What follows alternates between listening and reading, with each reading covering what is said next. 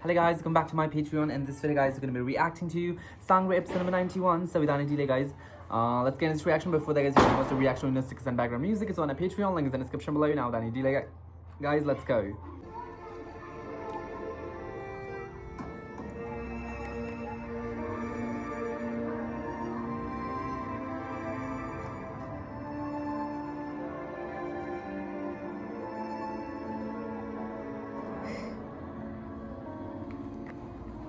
It was all a dream.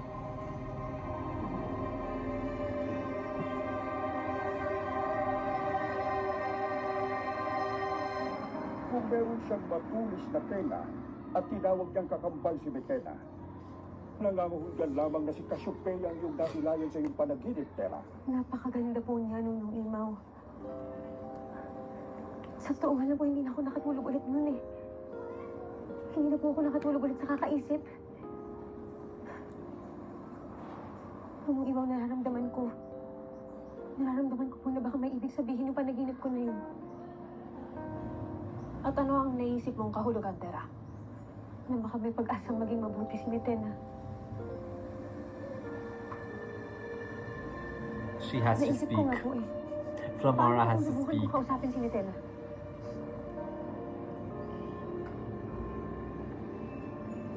Para pong isang pistok. Isang pagpupulong pang kapayapaan. Pulong pang kapayapaan. Ikaw ba'y nahihibang na, Tera? Ako ay sang-ayon kay Flamara, Tera. Pagkat si Metena ay hindi na muling magbabago pa. Pero lahat naman po tayo ay pwedeng magbago. Diba? Paano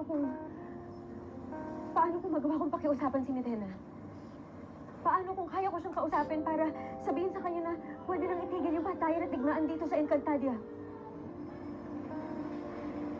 Ashley, nung imaw, maniwala kayo sa akin. Kahit po na sandaling panahon lang kami nagkakilala ni Metena, nakita ko, naramdaman ko ang puso niya. Tingin ko, hindi pa siya tinuyang nagbabalot ng kasamaan. Napakalambot ng iyong puso, Tera. Ano ang iyong sinasabi? Huwag mo sanang kalimutan kagad ang iyong pangako. Na iyong tutok pa rin ang iyong tagda. Batid kong hindi madaling tanggapin ang mungkahi ni Tera. Ngunit, bakit hindi natin subukang makinig sa itinagda? Exactly. Ibinigay sa kanya ang panaginip na yon. At batid natin lahat na bawat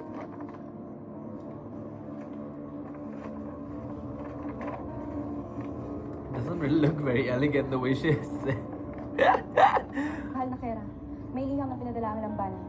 Mula kay Sagre, Tera.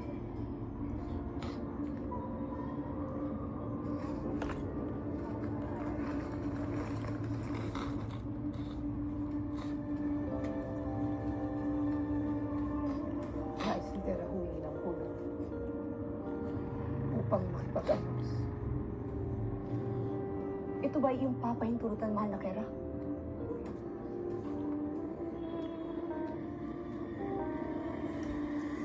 Hindi pa rin ako sang-ayon sa iyong plano.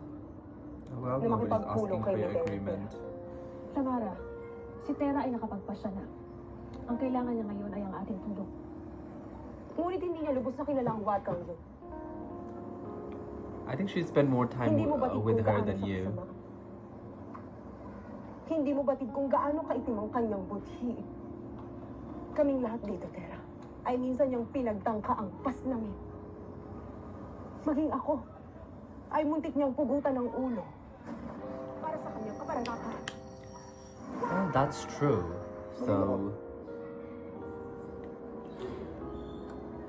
Sinabong niya ako sa mga laban para sa kanyang libakan.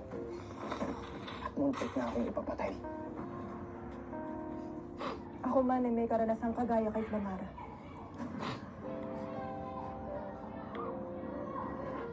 At ang totoo ay sa isla pa lamang ng Miniave ay nasaksihan ko na lahat ng kasamaan ni Metena. Siya ay mapanganib at mapangahas na nilalang Tera. At yun ang uri ng nilalang na nais mong makaharap at maging kaibigan, Tera.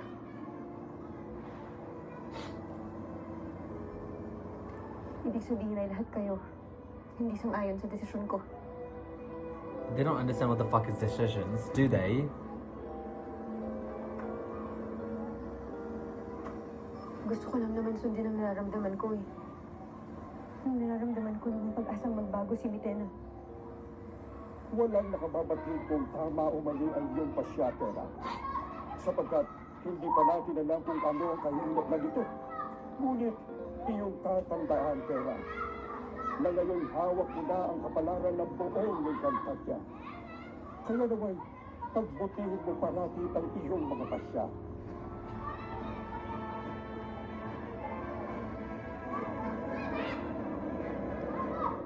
Hindi ko lubos maisip kung bakit nang hihingi si Tera ng tulong pangkapayapaan. Because you Ito ba know isang her. laro? Ano ang kanilang binabalak? Nais ko din pagdudahan ng Tera na yan, mahal na Kiara. Ngunit paano kung totoo ang kanyang winiwika? Paano kung dalisay ang kanyang plano? Kung sa bagay. Naipakita na sa akin ni Tera na siya ay may kabutihan sa kanyang puso.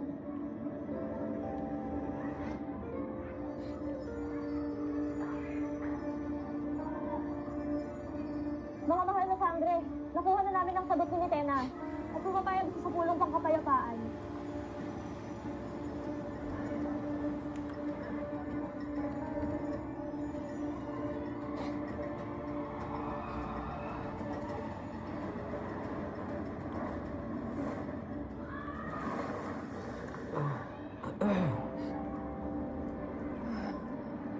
Naway may magandang bunga ang pagpupulong na ito, Tera. Sapagkat kung hindi, ay nagsasayang lamang tayo ng panahon. Tara na. Ang mga sangre.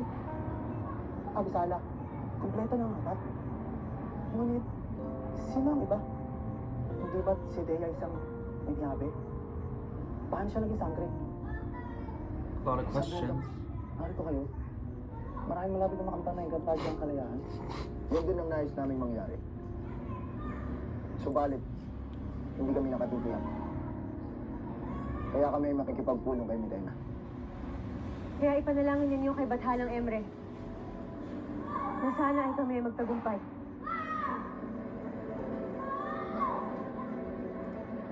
Tara.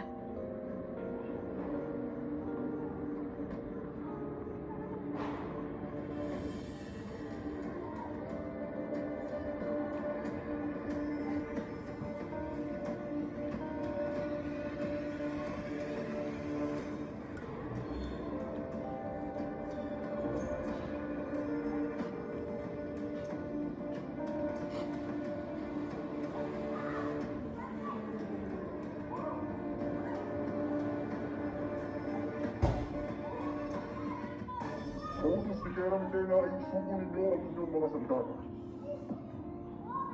At bakit naman namin gagawin yun? Nais natin ang walang maganap na labanan o pagtataksil sa pagpupulong na ito. Kaya't nararapat lamang na wala tayong mga sandata. Kung gayon ay isuko mo rin ang iyong setro. Neha. Yeah, because Sapagkat Cetro is nasa inyo pa all, rin which naman ang consists inyong all mga over. brilyante. True that.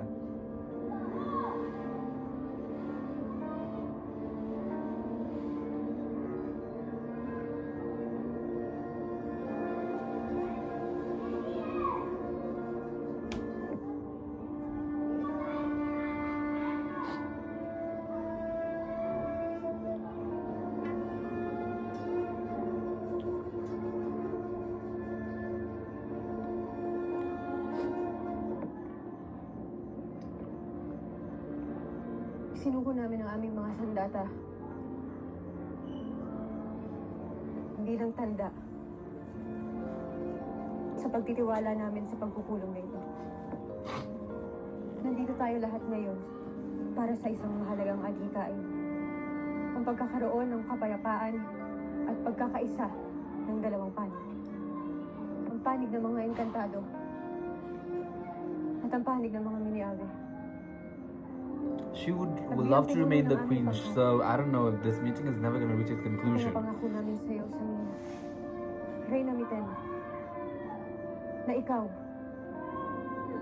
at ang lahat ng mga mini-ave ay maaaring tumira dito sa Lireo. O kahit saang parte pa ng Encantadia ninyo gusto. Basta't wag lang ninyong sasaktan o gagawing mga alipin pa ang mga Encantadia. At paano naman ang kaharian ng Lireo? Who's Sino gonna ang rule it? mamumuno rito? Ibabalik ang Lireo sa mga engkantado. Sheda. sa mga diwata. Sapagkat isang engkantado o diwata lamang ang nararapat na mamumuno Okay, rito. she kind of. What do you mean by worthy to rule? Are you calling her unworthy? Na kayo ay mga paslit lamang pagdating sa pamumuno. Inyo bang inaakala na basta ko na lamang Exactly. Like, why did Terra even think about it? ang aking korona? Hindi ninyo patid kung ano ang pinagdaanan ko para makarating dito. Sandali lang. Hindi tayo nagpunta dito para makipagtalo kung kanino dapat mapunta ang trono o ang korona. Ang layunin natin lahat dito ay ang pagkakaisa at pagkakasundo ng dalawang lahi. Para wala nang masaktan. Ngayon kung ang gusto nating lahat ay ang kapayapaan, maaari nating pag-usapan kung paano maaring maging patas at magkaroon ng tamang representasyon ng dalawang grupo. She doesn't understand what is represented. They're not understanding. She's using English. Nadia. Kaya sigurado ako na lahat ay may pagkakataong mamuno. Lahat may pagkakataon na mamuhay ng masaya at ng malaya. Mamuhay tayo ng walang tigmaan. Mamuhay tayo ng walang dugong dadanak. Alang-alang sa ikabubuti ng lahat.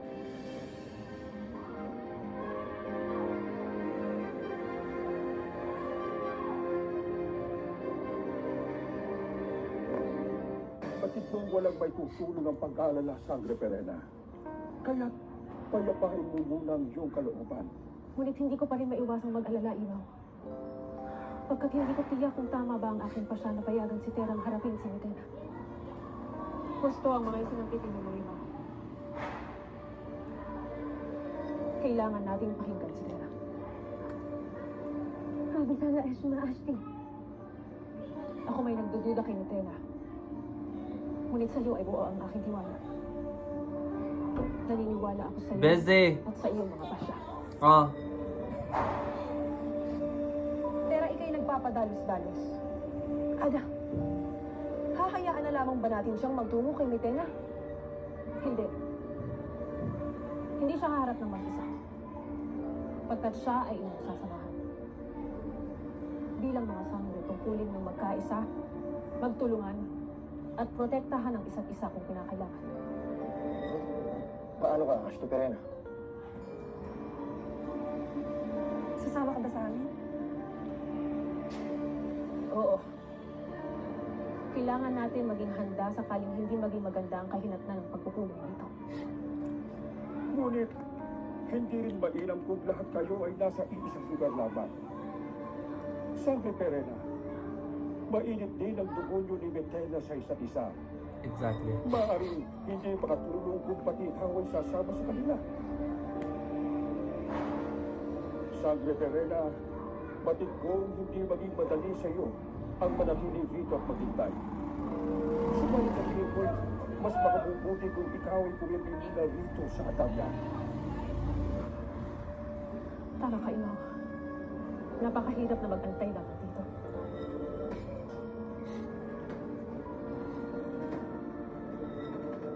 Ako ay pumapayag sa inyong nais. Kung tunay ang inyong pangako na hindi ninyo ako sasaktan, maging ang aking mga kakampi. Makakaasa ka. Meron kaming isang salita. Ngunit higit pa sa salita ang aking She needs hinihiling. brillante gems now. Kung tunay ang inyong pangako, sa ngalan ng kapayapaan, patunayan mo. Isuko ninyo ang inyong mga brilyante. Come on. Lahat. Ngayon din. That's bullshit.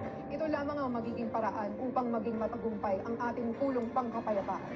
No. Hindi mangyayari ang iyong nais. Gusto na. Isa itong malaking kaibangan. Kasi palagay mo sa amin, mapapaikot mo kami para basta-basta na lang isuko ang brilyante. Hindi kami yaman. Tara needs to stop now. Come Kung on. gayon ay hindi taus-puso ang inyong paghingi ng kapayapaan.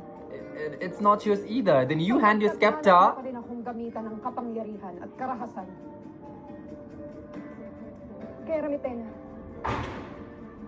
kami ay pumunta rito upang iyong pakinggan. Hindi upang pagsamantala. At bakit ako makikinig sa dating kakampi na ngayon ay isang taksil? Inuulit ko, maniniwala lamang ako na nais ninyo ang kapayapaan kung inyong isusuko ang inyong kapangyarihan. If Tara is even thinking about it, she's stupid. Like plain stupid. Ngunit hindi lamang dahil sa kapangyarihan at proteksyon kung bakit ayaw namin isuko sa iyo ang mga brilyante. Ang mga brilyanteng ito, ang mga nagpapanatili ng balanse at kapayapaan sa buong Encantadia. At magagampanan pa rin nila iyon kahit ako na ang may hawak sa kanila. Sa amin ipinagkatiwala ang mga brilyante. Hindi sa'yo. Kami ang pinili ng mga brilyante. Kami ang naghirap upang maibalik ang gulong dulot ng kasamaan ng mga kakampi mo. Sana maintindihan mo, Sabine. Sana maintindihan mo, Reyna Mitela.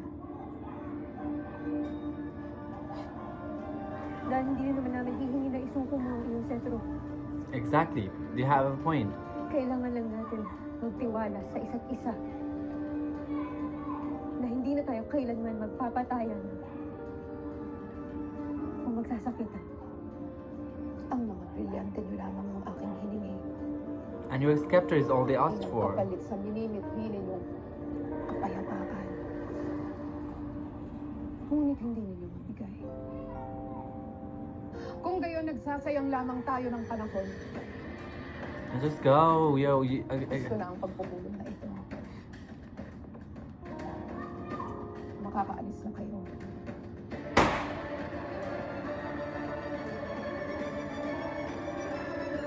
Is she gonna let them leave so easily? Di pa tapos ang laban. Kailangan natin maghanda. Mangyayari ang pagdanap ng dugo sa ibang lugar sa Encantadia. Why is she being defeated by some random Minyaves? I don't understand. Why is she feeling so weak?